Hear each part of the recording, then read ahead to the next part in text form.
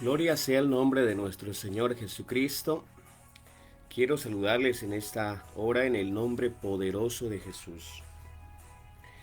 Quiero en esta hora que hagamos una oración para poder iniciar o continuar esta tercera etapa de este estudio que lo hemos denominado ¿Quién dominará el mundo en el futuro?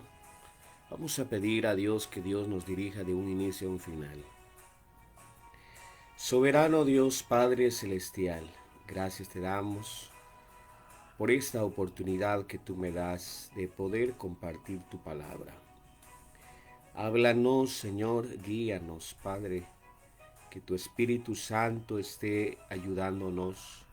Toma el control de mi habla, Señor, y abre el entendimiento de tus hijos.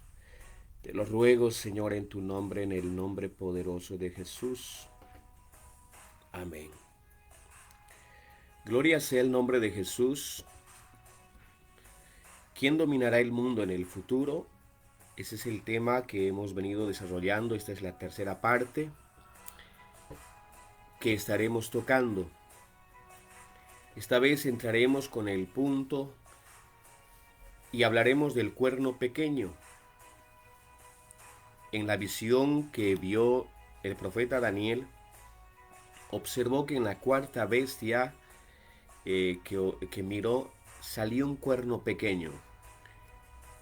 Y mientras salía el cuerno pequeño, 3 cuernos fueron arrancados. La pregunta es, ¿quién es ese cuerno pequeño? ¿De quién está hablando? Y hoy miraremos y haremos como un zoom.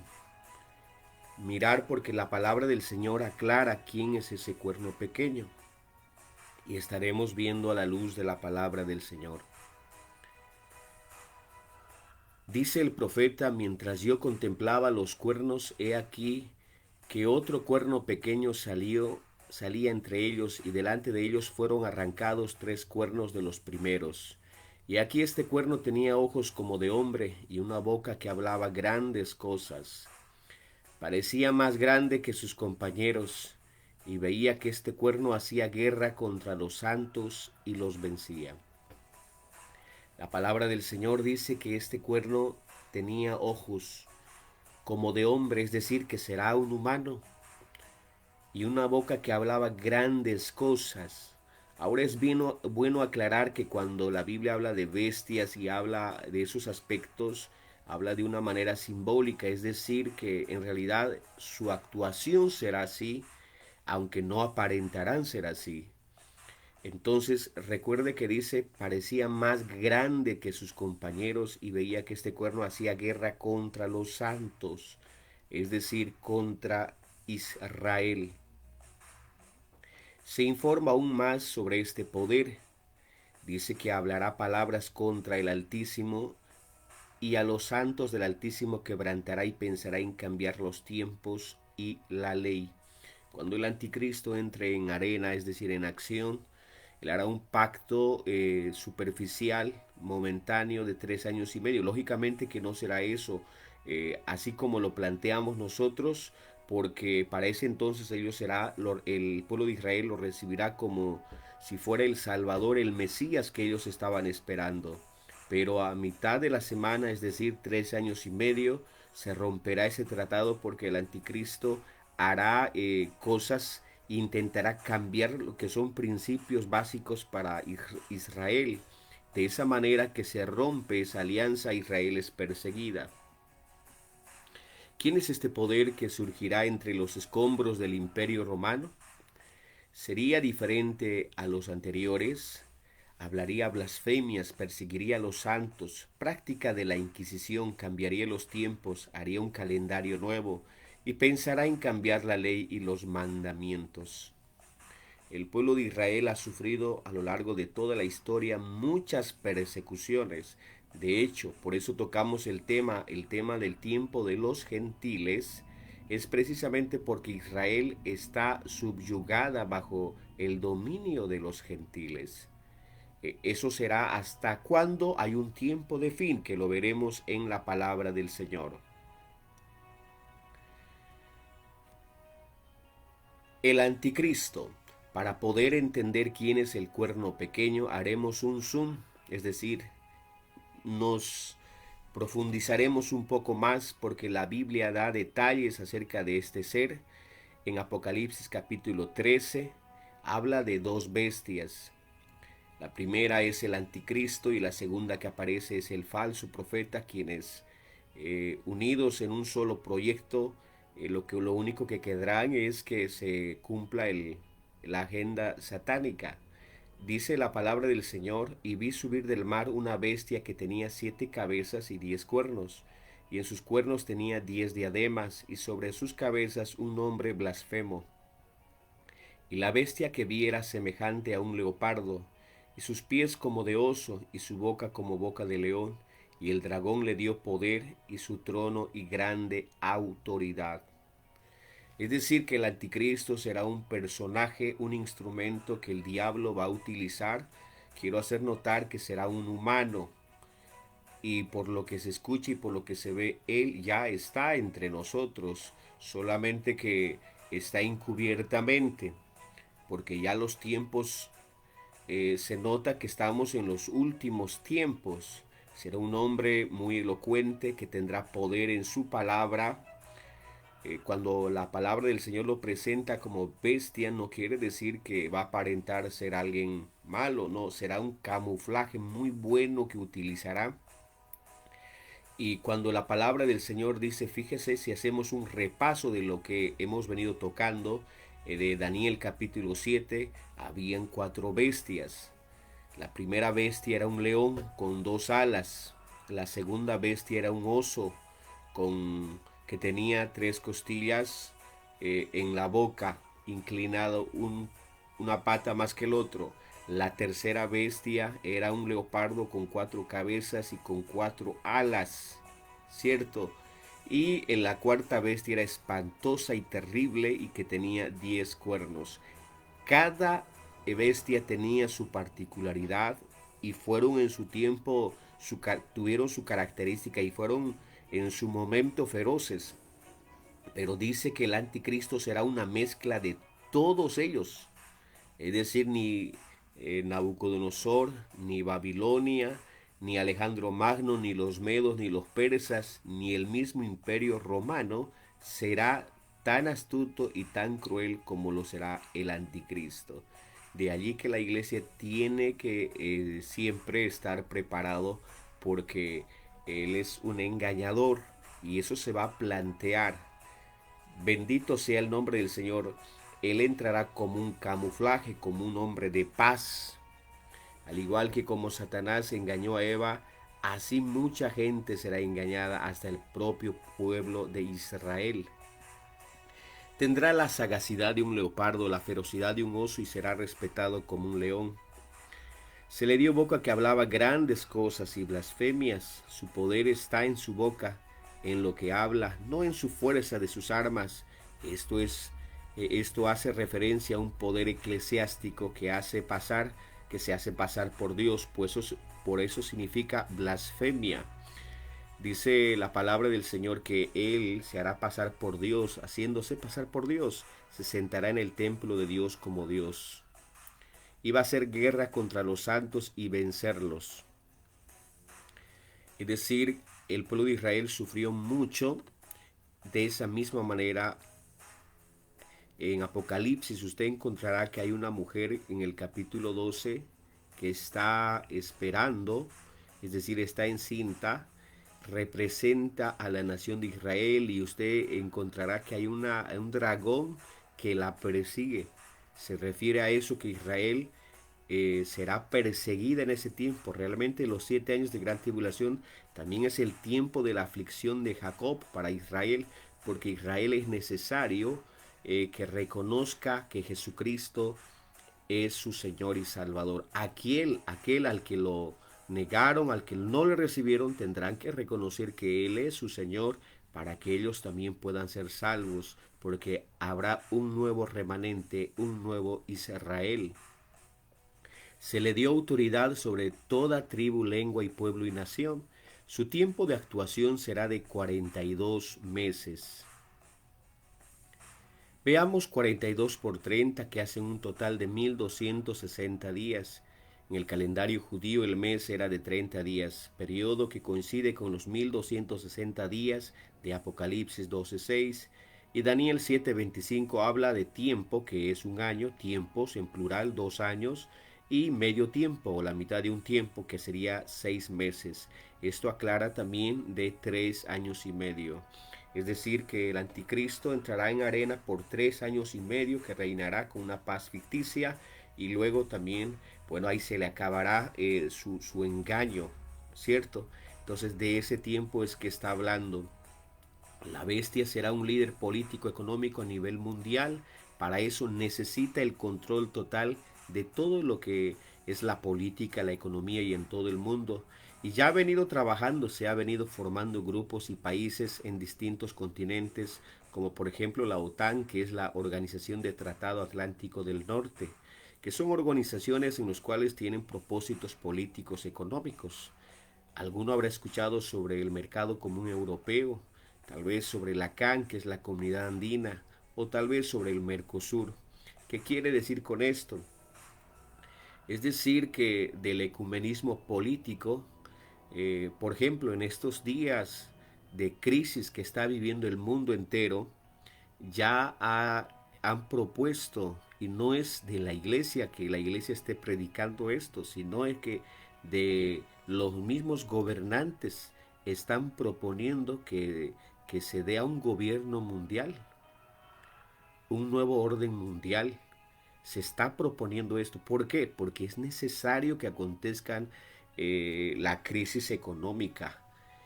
Es decir, se está gestando para que entre una crisis total en salud, en la economía, para que la gente no sepa qué hacer con su economía y van a pedir un líder.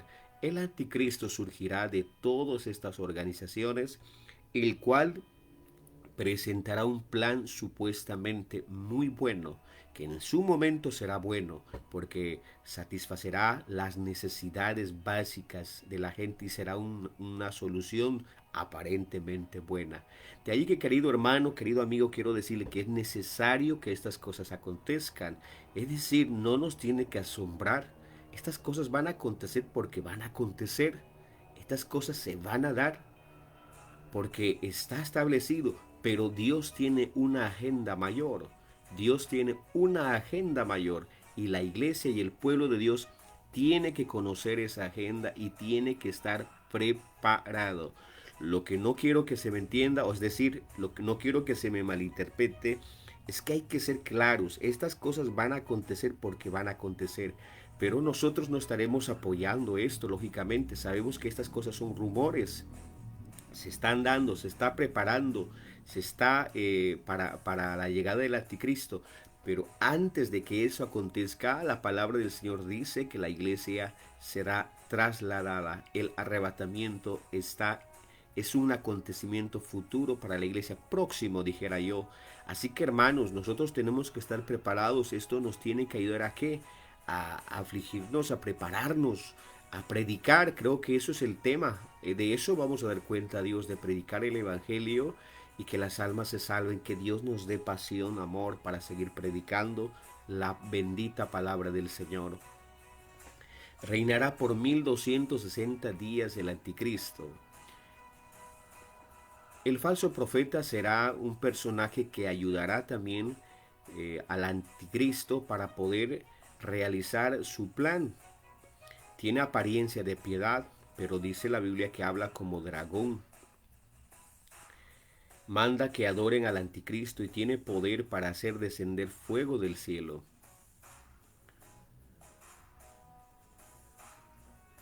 Quiero hacer notar algo, hermanos, en este punto. Particularmente yo soy un convencido de que Dios es el mismo ayer y hoy por todos los siglos. Por eso Él es Dios. Él no ha cambiado, su poder es el mismo. Y creo que Él hace milagros y señales y prodigios y maravillas, y lo hará. Pero la iglesia no tiene que no tiene que seguir a Dios por las señales, ni por los prodigios, ni por las mismas sanidades. Dios ha establecido ya su palabra, dice la palabra que tenemos la palabra profética más segura. Y la única manera de conocer la verdad es mediante su palabra. El Señor lo dijo: escudriñad las escrituras, porque a vosotros os parece que en ellas tenéis la vida eterna, y ellas son las que dan testimonio de mí. Es decir, que no se puede conocer quién es Jesucristo sino por la palabra y por el poder del Espíritu Santo. Si una persona quiere conocer a Jesucristo por otras cosas, o que o no estudia la palabra, o no se llena del Espíritu Santo, nunca entenderá quién es Jesucristo. De ahí la importancia de entender este punto. ¿Por qué toco este punto? Porque también el falso profeta y el anticristo harán señales y mucha gente será confundida, porque hoy las religiones están más buscando señales y están buscando donde haya dinero, donde haya comodidad, donde sea un evangelio liviano, donde no se predique de la santidad, del arrepentimiento, o que Jesucristo es el único verdadero Dios. Bueno, es que a la gente no le gusta esos temas. La gente le gusta un evangelio fácil. De allí la necesidad de predicar la palabra del Señor. El falso profeta será un líder religioso que trabajará en la unión de todas las religiones, aunque él ya ha ido trabajando. Para eso ha formado lo que se llama el famoso movimiento ecuménico. Consiste en la unión de las distintas iglesias para formar, según su concepto, un solo cuerpo con el lema "Somos uno en Jesús". El último paso será unir las iglesias evangélicas con la Iglesia Católica. Quiero hacer notar acá un punto muy importante. En estos tiempos el relativismo está entrando y está permeando aún a la iglesia. Hay que tener muy en cuenta.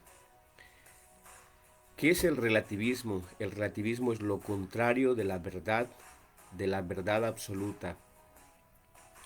Es decir, en la palabra del Señor hay verdades que son absolutas, verdades que no podemos cambiarlas, porque sin ellas no podremos ser salvos. El Señor ha estipulado en su palabra ciertas normas, requisitos, llamémoslo así, para ser salvo. Uno de ellos es el arrepentimiento. La predicación del arrepentimiento tiene que ser un mensaje de todos los días. Otro de ellos es el bautismo en el nombre de Jesucristo, porque encontramos en la Biblia que el bautismo ha sido fundamental. Es la confesión de que tú reconoces que Jesucristo es tu Señor, creer que Jesucristo es Dios, porque Él es la verdad. Nadie que no crea que Jesucristo es Dios será salvo. Hay que ser claro en ese punto. En la llenura, en el bautismo del Espíritu Santo, en el nuevo nacimiento. El Señor fue claro: el que no nace de nuevo no puede entrar en el reino de los cielos.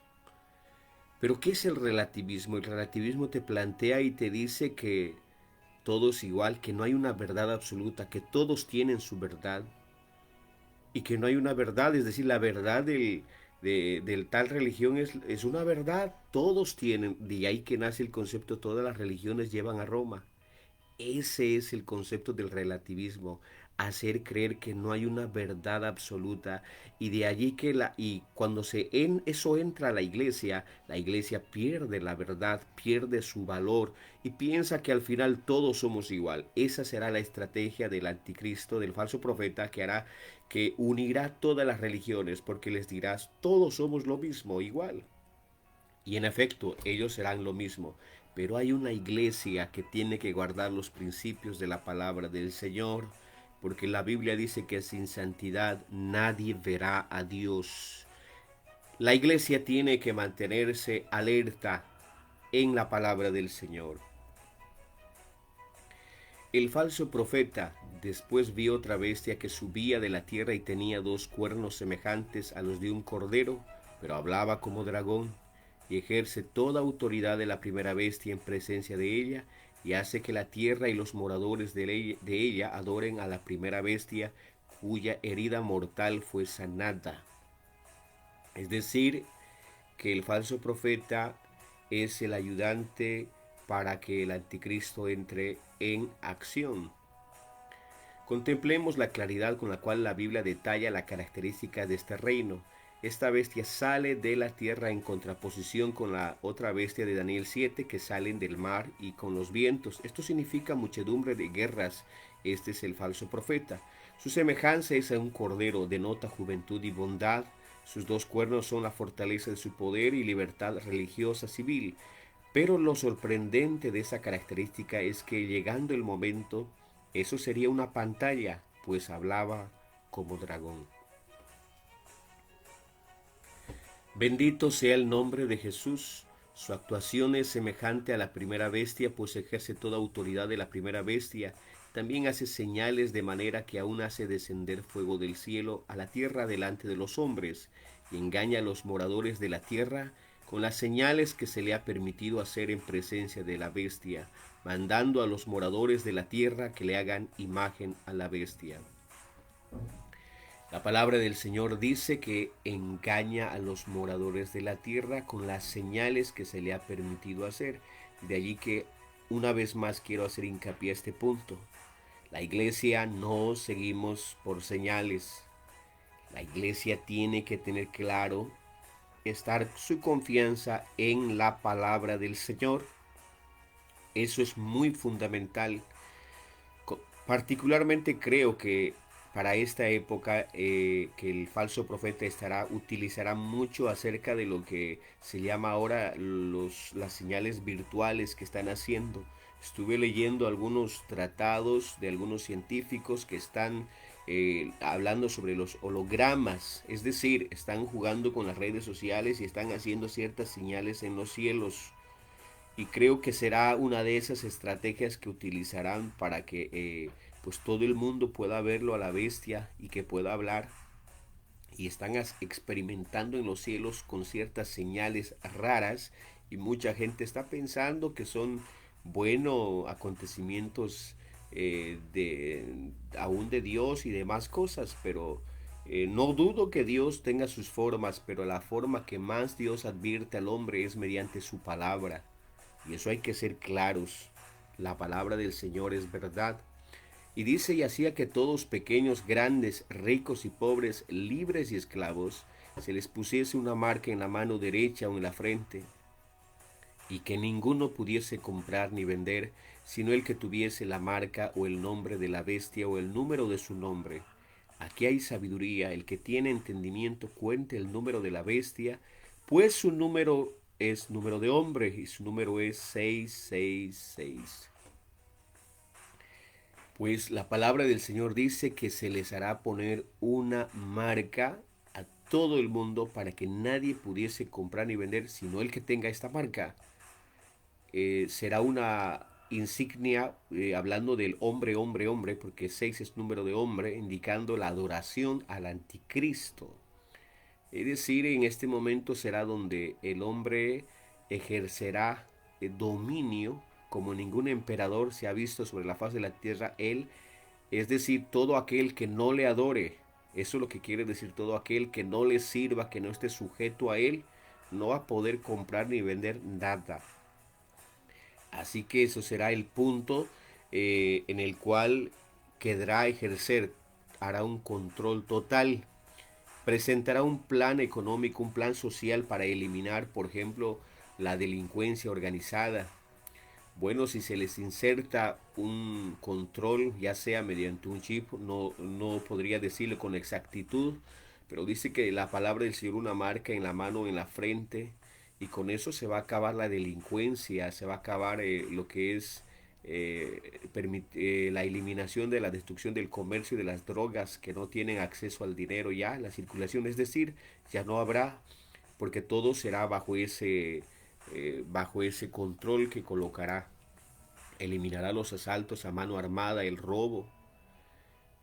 Incluso se ha hablado, el señor Bill Gates ha hablado en este tiempo acerca de que se colocará, se implantará lo que es un chip para que la gente pueda tener, es decir, lo que es la sanidad o el remedio hacia esta enfermedad, el coronavirus.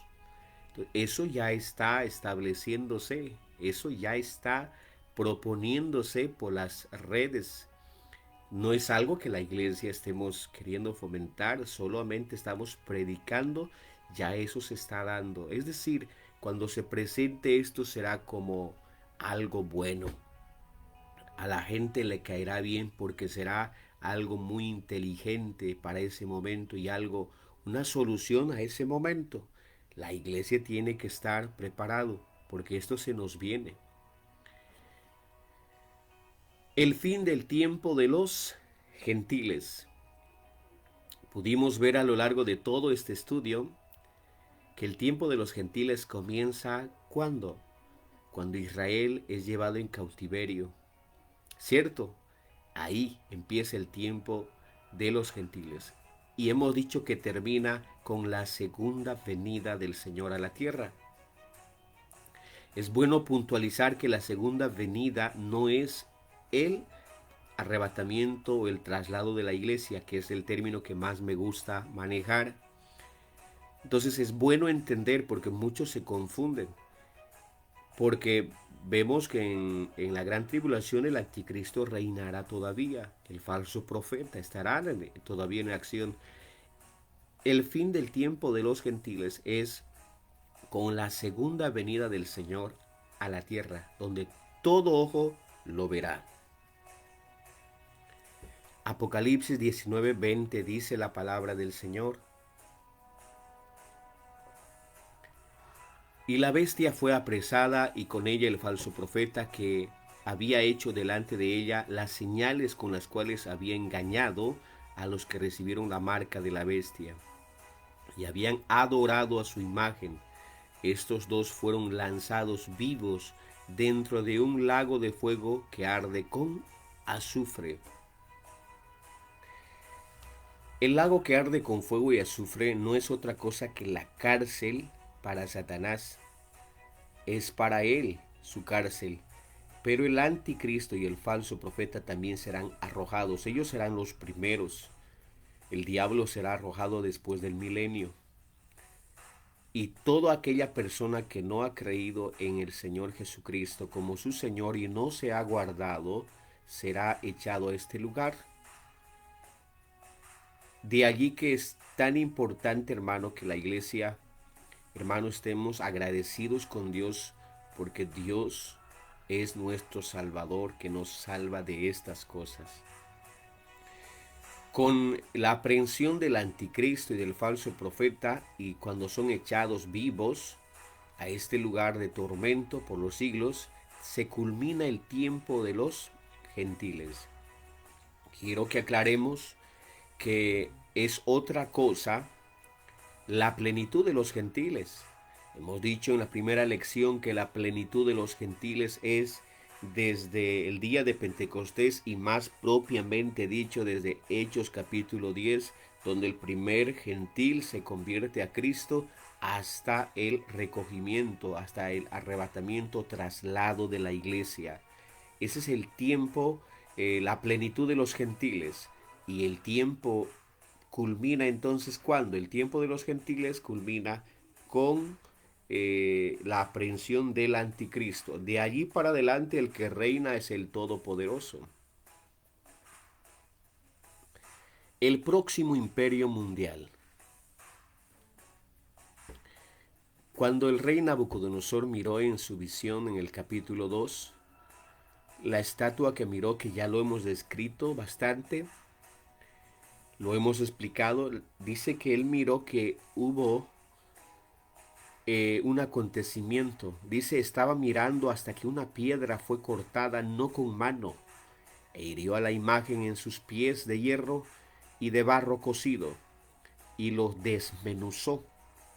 Es decir, que una piedra fue cortada y lo llegó a los pies donde estaba mezclado con barro, hierro, la parte frágil y lo desmenuzó todo, desmenuzó el hierro, desmenuzó la plata, desmenuzó todo, hasta el mismo oro y no quedó nada. ¿De qué está hablando la palabra del Señor? Las palabras no con mano significan que no se trata de un acontecimiento humano, sino divino. Y en los días de estos reyes el Dios del cielo levantará un reino que no será jamás destruido, ni será el reino dejado a otro pueblo. Desmenuzará y consumirá a todos estos reinos, pero él permanecerá para siempre. Daniel 2:44 al 45. Cuando dice la palabra del Señor que no con mano, significa que será por intervención humana. Es decir, Dios mismo intervendrá. Ahora, como Dios, en su primera venida cuando vino al mundo, Dios vino como hombre, se manifestó, y en su humanidad lo vieron frágil, lo vieron débil, lo escupieron, lo insultaron, pues vino a hacer una obra redentora, pero ahora viene como Dios a instaurar su reino, porque Él es el Rey de reyes y Señor de señores, un reino que no será jamás destruido. Bendito sea el nombre del Señor. Y la palabra del Señor me dice que nosotros vendremos en ese tiempo con el Señor. En la segunda venida la iglesia viene ya con Él y reinaremos con Él para siempre. Aleluya. Sería después que trataron de unirse estas naciones y no pudieron. Dios establecerá un reino que no sería sustituido jamás por ningún otro. Jesucristo representa la piedra que rompió la imagen. Este Jesús es la piedra reprobada por vosotros los edificadores, la cual ha venido a ser cabeza del ángulo. Hechos 4:11, y la roca era Cristo. Bendito sea el nombre de Jesús. Aunque las naciones tratarán de unirse para poder impedir esta venida, será un acontecimiento que ningún poder humano va a poder detener esto. Quiero hacer recalcar algo muy importante. Jesucristo es esa piedra. Jesucristo es la roca. Él es la piedra fundamental de la iglesia. La iglesia, si bien es cierto, está fundamentada sobre los apóstoles y profetas, pero dice que Jesucristo es la piedra fundamental. Es decir, los apóstoles no son nada sin Cristo. Jesucristo ha sido rechazado. Es la piedra rechazada por los judíos, pero que tendrán que aceptarla. Jesucristo es la roca inconmovible de los siglos. Todo aquel que cree en Él jamás será avergonzado, dice la palabra del Señor. Pero también es piedra y roca que hace caer para todo aquel que no cree quién es Él. Él es la piedra, la roca inconmovible de los siglos. Bendito sea el nombre del Señor. Es sobre ella que está edificada la iglesia. La palabra del Señor dice que la iglesia está fundamentada sobre la roca. Tenemos principios claros, hermano. Este evangelio del nombre de Jesús es algo sumamente importante, es un regalo de Dios. Qué triste es escuchar denominaciones, hermano, que defienden sus doctrinas con uñas y dientes, como se podría decir, pero no tienen a Jesucristo como su eje central. Hermano, eso es algo muy triste. Los trinitarios, para ellos Jesucristo no es el único verdadero Dios. Ellos están fundamentados sobre otra cosa, sobre una Trinidad. Hermano, la iglesia tiene una revelación grande. Jesucristo es el Señor, el verdadero, y todo aquel que está en Él jamás será avergonzado. Bendito sea el nombre de Jesús. Él mismo intervendrá en los asuntos humanos en su segunda venida para establecer su reino. Apocalipsis 11:15 describe: los reinos del mundo han venido a ser de nuestro Señor y de su Cristo, y Él reinará por los siglos de los siglos. Él mismo reinará porque Él es el Rey de reyes y Señor de señores. ¿Lo puedes creer? Aleluya, gloria sea el Señor. El propósito de Dios es poner fin al sufrimiento y al dolor, al pecado y a la muerte.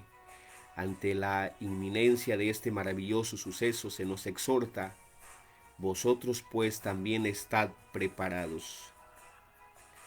La pregunta que nos hace es: ¿estamos preparados? se nos exhorta a estar preparados. Querido amigo, ¿tú estás preparado para el encuentro con tu Dios? ¿Estás preparado para partir si es que la muerte te encuentra, o estás preparado para irte con el Señor si viniera esta noche el Señor? Iglesia del Señor, preparémonos. Aleluya, bendito sea el Señor, porque a la hora que no penséis el Hijo del Hombre vendrá. Gloria sea el nombre de Jesús. Quiero culminar con esta pregunta, con lo cual hemos empezado este estudio. ¿Quién reinará en el mundo en el futuro? ¿Quién será aquel que reine en el mundo? Y la respuesta es clara y contundente: nuestro Señor Jesucristo. ¿Por qué? Porque Él es el Rey de Reyes y Señor de Señores. Él es Dios manifestado en carne, Él es el Eterno, Él es el Todopoderoso. Estamos prontos a ver este acontecimiento. De allí que todo aquel que tiene a Jesucristo, esta sana doctrina, podemos creer y podemos decir con humildad: hermano, gracias, Señor, porque nos has revelado tu palabra. Gracias, Señor, porque nos has dado a conocer tu nombre y esta bendita palabra se nos ha sido revelada. Él es digno de toda adoración, hermano. Solamente somos sus siervos. Quiero culminar agradeciendo y decirles gracias por su atención y que Dios le bendiga. Si este estudio ha sido de bendición para su vida, estúdielo, compártalo, atesórelo, y que el Señor haga lo que Él sabe hacer. Vivimos en el último tiempo. Estemos listos.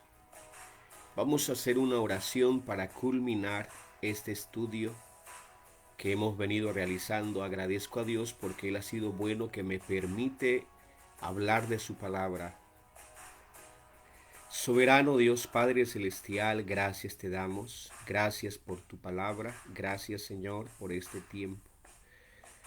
Eres tú, Señor, dador de la vida. Gracias, Señor, y que este estudio pueda servir de edificación para tu iglesia, para un amigo. Ábrenos el entendimiento, Señor, en tu nombre. Revela tu palabra.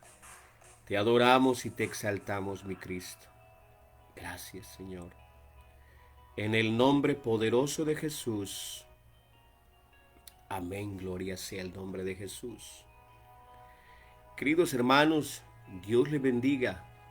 Paz de Cristo.